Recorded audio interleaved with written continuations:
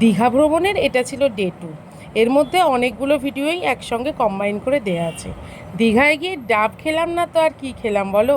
ডাবে এতটাই পরিমাণে জল ছিল, রন্ত পুরোটা খেতে পারেনি।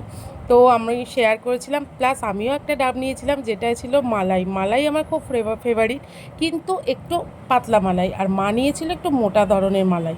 তো এখানে এই দাদু সব পুরো একদম ভালোভাবে আমাদের ছাড়িয়ে দিচ্ছে। তারপরে এটা ছিল ডে 3 এর, মানে আসার আগের দিনের। সেখানে মানে এত সুন্দর ওয়েদারটা পেয়েছি আমরা। আর এখানে বর নিয়ে নিয়েছে একদম পেয়ারা মাখা। আবার রূপরা আবার নারকোল নিয়েছে সেদিনকে, সেখান থেকেও আবার একটু খেলাম। ওই সমুদ্রধারে ডাবের সঙ্গে নারকোলের এই মালাইটা খেতে দারুণ লাগে। আর ওয়েদারটা ছিল কিছুটা এই রকম, সবাই স্নান করছে, সবাই মজা করছে। আর তার সঙ্গে শিবাশিসটা আমার সঙ্গে মজা করতে এসছে। আমাকে, আমি ভেবেছি ওর ভেতরে মালাই আছে, আমি নিতে গিয়ে দেখছি ফাঁকা। মানে কি, মানে আমাকে ও ফাঁকা মালাটাই দিতে এসছে, ভাবো তাহলে কেমন বদমাস। তারপরে একটু ভিডিওটাও করে নিলাম। ওয়েদারটা এত সুন্দর ছিল যে ফটোগ্রাফি আর ভিডিওগ্রাফি না করে কেউ থাকতেই পারবে না। খুব সুন্দর, মানে এটা বলে বোঝানোর মতো নয়। তারপরে আর একটা জিনিস, তো এটা না খেলে তো ঠাকুর পাপ দেবে, দীঘায় গিয়ে মাছ ভাজা।